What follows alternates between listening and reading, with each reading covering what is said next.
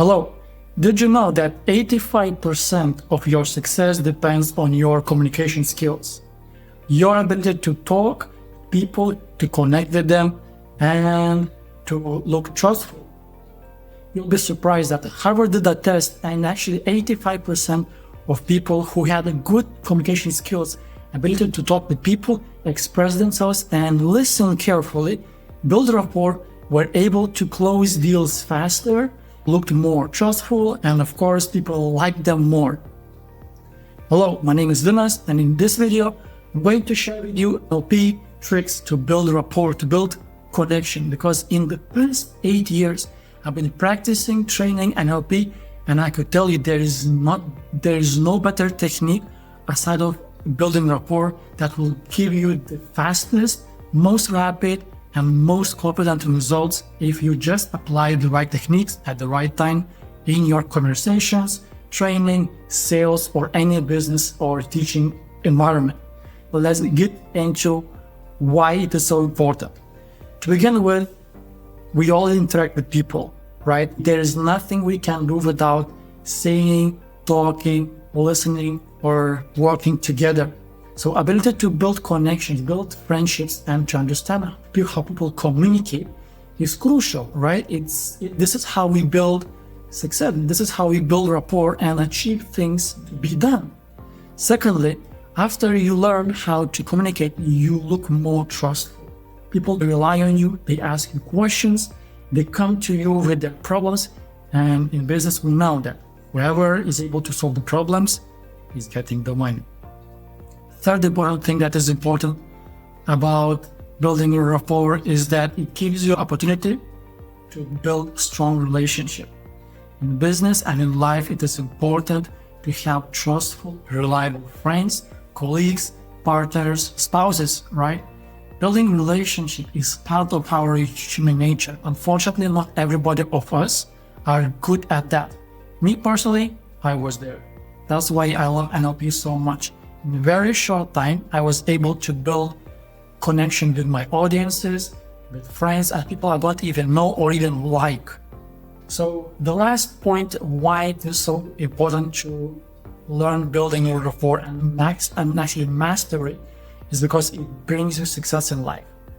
Regardless of which area you are in your life, work, personal life, relationship, it all depends on how successful you are. You want to be liked, right? You want to be seen. Even though you deny it or others deny it, we like to be center of attention. We like to be liked, listened, asked for advice, and always referred as someone important.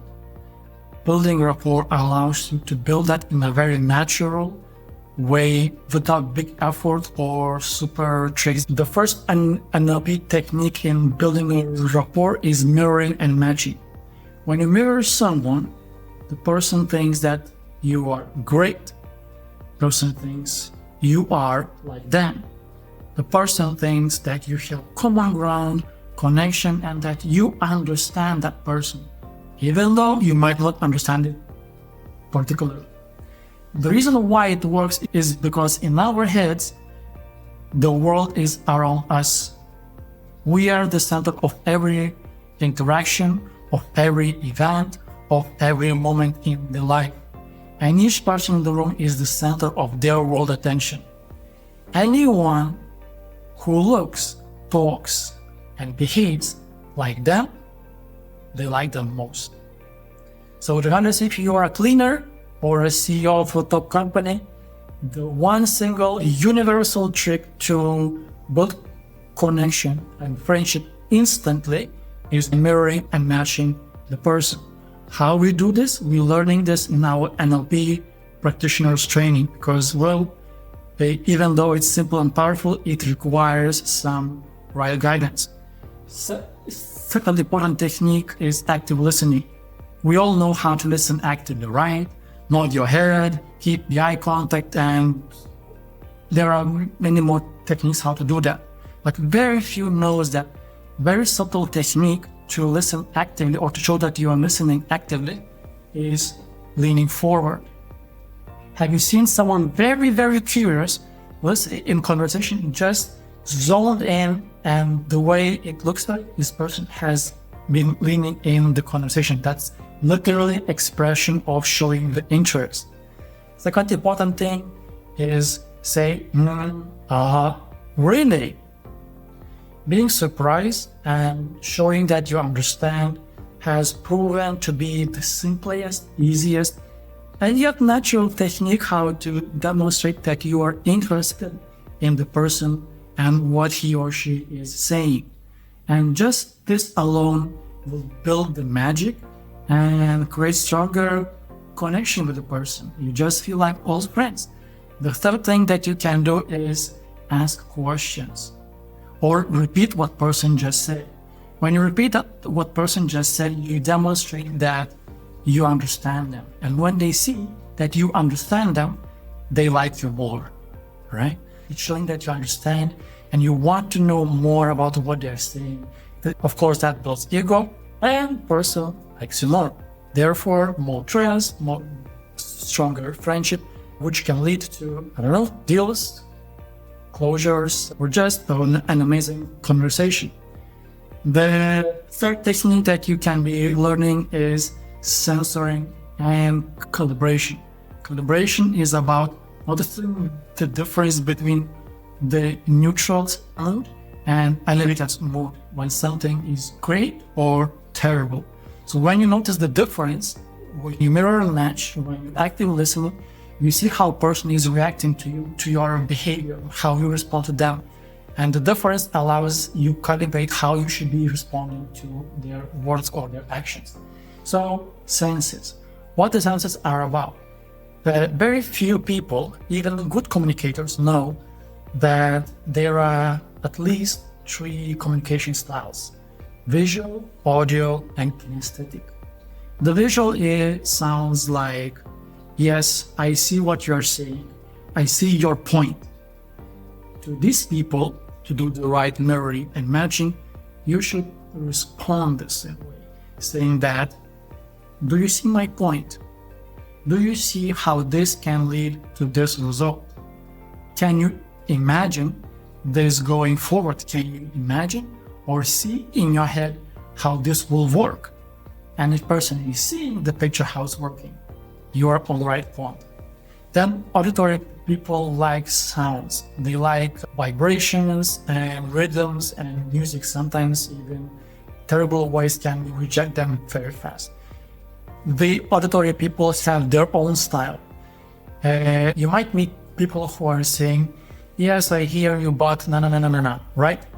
They also say, I sense you, I hear you, that sounds great. And to these people, you respond the same way. You play on their level of audio, right, with the sounds. And whenever you communicate with them, you just say, does that sound great? Sound of this deal brings you joy. Or does this sound well for you? Meaning that, do you like it? Right? The third level is kinesthetic and feelings. I think this is mostly for the men, because we are mostly kinesthetic people. They are usually saying that, yes, I feel you, yes, I understand. How to talk with these clients, friends, people, is saying that, do you feel it? Do you understand? Does that give you the right feeling? Does it feel right? So this is a very common expression. And even though it's a very small difference, it's a big difference for them, because this is their language. And the more subtle is your game, the more subtly you're building the rapport, the less you are noticed, the less they suspect that you have some intentions.